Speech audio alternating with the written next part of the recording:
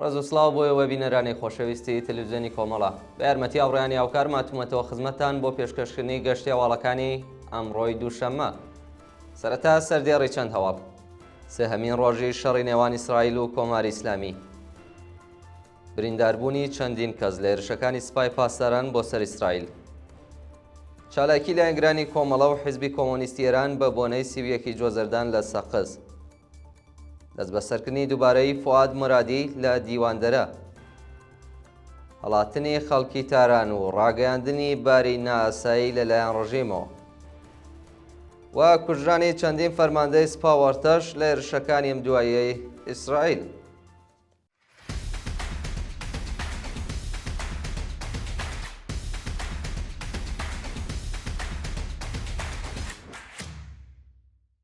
سێهەمین ڕۆژی شەڕی نێوان ئیسرائیل و کۆماری ئیسلامی. ڕۆژی یەکشەمە 25 جۆزەردان فڕۆکە و موشەکەکانی ئیسرائیل چەندین بنکەی ئەتۆمی، موشەکی، ساختمانی وەزارەتی دەرەوەی ئێران، بینایی ئیتلاعاتی سپا و وەزارەتی ئیتلاعاتی کۆماری ئیسلامیان کردامانج و چەندین هێزی ڕژیم کوژراون.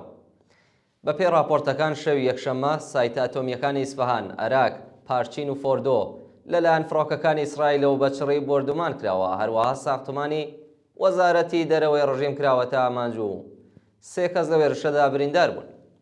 لەلایەکی دیکەوە 3 بەرپرسی باڵای ئیتلاعاتی سوپای پاسداران لە بۆردومانی ساختمانی و ناوەندە ئەمنیەتیە کوژراون و دەفتەری وەزارەتی نەوت، وەزارەتی ئیتلاعاتی ڕژیم، بنکەی موشەکی مەلارد، چەند ساختمان لە تەجریش و چەند گەڕەکی دیکەی تاران بە تەواوەتی خاپوور کراون. لە مەشەد فڕۆکەیەکی هەڵگری سوتەمەنی لە مەشەد و چەند بنکەی نظامی لەو شارەکراوەتە ئامانج و پادگانی سپا لە کرماشان، هەمەدان، ئیلام، لوڕستان، کاشان، گۆڵپایگان، بیرجەند، مەراغا، تەورێز، مەرەند، ئیسفەهان، بوشێر، ئەهواز، قەزوێن، عێراق، زەرەند، ئەندیمشق، کەرەج، سەقخس، سنا، مەریوان، بۆکان و مەهاباد بۆردومان کراون. برینداربوونی چەندین کەس لە هێرشەکانی سوپای پاسداران بۆ سەر ئیسرائیل. ڕۆژی یەکشەمە 25 جۆزەردان سوپای پاسداران دوو جار هێرشی موشەکی کردە سەر چەند شاری ئیسرائیل و لە ئەنجامی ئەو هێرشانەدا بەلانی کەم 15 کەس بریندار بوون. بەپێی راپۆرتی میدیاکانی ئیسرائیل شارەکانی حەیفا، کریات نەغیب و نشینکریات بە موشەکی باڵەسی کراونەتە ئامانج و بۆ هۆیەوە 15 کەس بە سەختی بریندار بوون. بەرپرسانی دەوڵەتی ئیسرائیل هەڕەشیان کردووە کە بە توندترین شێوە وەڵامی هێرشەکانی کۆماری ئیسلامیە دەنەوە. چالاکی لایەنگرانی کۆمەڵە و حیزبی کۆمۆنیستی ئێران بە بۆنەی سیویەکی جۆزەردان لە شاری سەقز.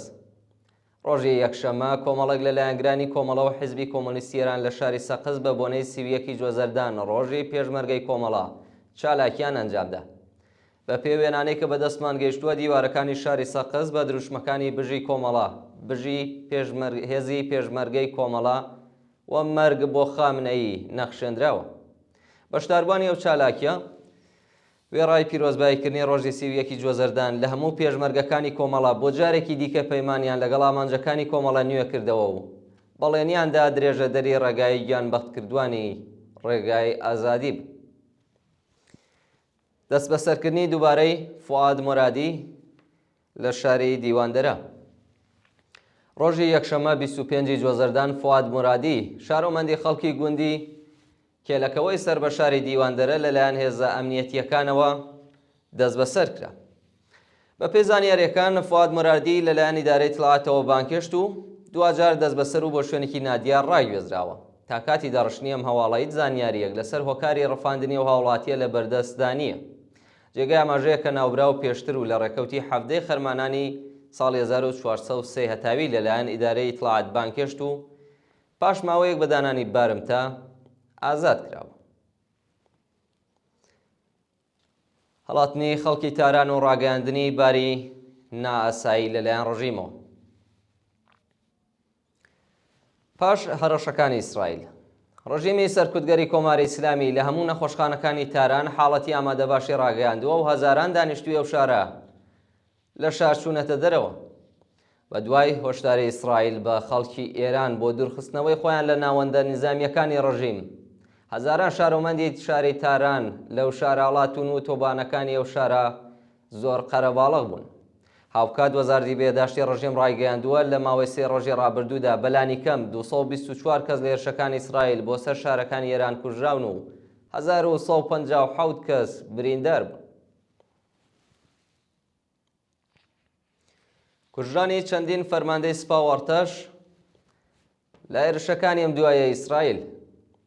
بەپێی زانیاریەکان لە هێرشەکانی ڕۆژی یەکشەممە ئیسرائیل بۆ سەر کۆماری ئیسلامی 3 بەرپرسی تڵاتی سوپا و چەندین فەرماندەی هێزی ئاسمانی ئەرتەش کوژراون. بەپێی راپۆرتەکان 2 سەرەنگی سوپا بەناوەکانی حەسەن تەکلو و مەنسوور سوڵتانی لە سایتی ئاوسەنگینی خەنداب، سەرهەنگ ڕەزا مزەفەری و 5 فەرماندەی بنکەی موشەکی بیرجەن لە هێرشەکانی ئیسرائیلدا کوژراون. هاوکات محەممەد کازمی و 2 جێگرەکەی بەناوەکانی محەممەد باقری و حەسەن محەقق لە بۆردومانی ساختمانی ئیتڵاعاتی سوپا کوژراون. لە پادگانی هێزی ئاسمانی تاران سەرتیب خەلەبان حەمید واحیدی و چەند فەرماندەی و هێزە لە هێرشی موشەکی ئیسرائیلدا کوژراون و هەندێک لە سەرچاوەکانی هەواڵ باسییان لە کوژرانی سەردار ڕادان کردووە، بەڵام هەواڵەکە لەلایەن کۆماری ئیسلامیەوە تا بێستا پژڕاز نەکراوەتەوە. وتنەوەی دروش دژ بە کۆماری ئیسلامی لە چەندین شاری ئێران. شەوی یەکشەممە لەسەر دووشەمەی 25 جوەزەردان هاوکات لەگەڵ بۆردومانەکانی ئیسرائیل بۆ سەر بنکە نیزامیەکانی ڕژیم خەڵکی وەزاڵاتووی ئێران دژ بە کۆماری ئیسلامی دروشمیان بەرز کردەوە. بە پێو دیمەنانەی لە تۆڕە کۆمەڵایەتیەکان بڵاوکراوەتەوە، ژنان و پیاوانی ئازادیخوازی ئێرانی هاوکات لەگەڵ بۆردومانەکانی ئیسرائیل دروشمەکانی مەرگ بۆ خامنەیی و مەرگ بۆ کۆماری ئیسلامیان بەرز کردوێتەوە. لە هەندێک ناوچەش خەڵک بە بۆنەی کوژرانی فەرماندەکانی سوپا شایی و خۆشیان دەربڕیوە. کۆبوونەوەی خانەنشینکراوانی گیلان لە شاری ڕەشت. خانەنشینکراوانی بەشەجیایەکانی گیلان ڕۆژی یەکشەممە 25 جوەزەردان هاوکات لەگەڵ هێرشەکانی ئیسرائیل لە شاری ڕەشت خۆپێشانداریان کرد. خانەنشینکراوانی ناڕازی بە کۆبوونەوە لە بەردەم سندوقی خانەنشینی دژ بە کۆماری ئیسلامی دروشمیان بەرز کردەوە و خوازیاری کۆتاییهێنان بە شەڕ و ئازادی هەموو بەندکراوانی سیاسی بوون. خانەنشینکراوان هەروەها داوایان کرد هەڵدەستەکانیان بەپێی ڕێژەی هەڵاوسان زیاد بکرێت و لە دەرمانی خۆڕاییش بەهرەمەند بن. گەمارۆدانی زیندانی ئەڤین لەلایەن سەرکوتگەرانی کۆماری ئیسلامیەوە. ڕۆژی یەکشەممە هێزە سەرکوتگەرەکانی کۆماری ئیسلامی هاوکات لەگەڵ کەشوهەوای جەنگی لە دەوروبەری زیندانی ئێڤین جێگیر کراون. بە پێی راپۆرتی کانونی مافی مرۆڤی ئێران، ڕژیم لە ترسی هێرشی خەڵک بۆ سەر زیندانی ئێڤین هێزە سەرکوتگەرەکانی لە دەوروبەری زیندان جێگیر کردووە و هێڵەکانی تەلەفۆنی پچڕاندووە.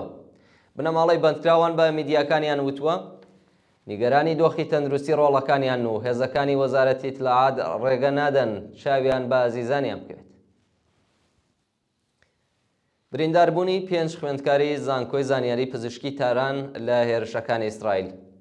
ڕۆژی یەکشەممە 25 جوەزەردان هێرشی پەهبادی کرایە سەر ساختمانێک لە تەنیشت خابگای خوێندکارانی زانکۆی زانیاری پزیشکی تاران و بۆ هۆیەوە 5 کەس بریندار بوون. بە پێی راپۆرتی میدیاکانی ئێران، پەهبادێکی ئیسرائیل خۆی کێشاوە بە ساختمانێک لە تەنیشت خابگای خوێندکارانی زانکۆی زانیاری پزیشکی تاران و بەهۆی ڕوخانی دیواری و خابگایە 5 خوێندکار بریندار و ڕەوانەی ناوەندە دەرمانیەکان کراوە. و گواستنەوەی مستەفا مێهراین بۆ زیندانی ئەڤین. ڕۆژی یەکشەممە مستەفا مێهراین کۆمەڵناس و مامۆستای زانکۆ لەلایەن هێزە ئەمنیەتیەکانەوە دەست بەسەر و بۆ زیندانی ئەڤین ڕاگوێزرا.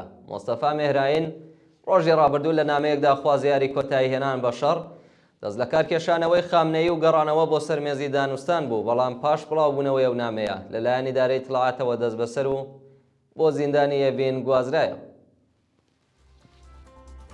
بینەرانی خۆشەویست، گەشت هێواڵەکانی ئەمڕۆتان پێشکەش کرا. کات و ساتێکی خۆش بۆ هەموو لایەک.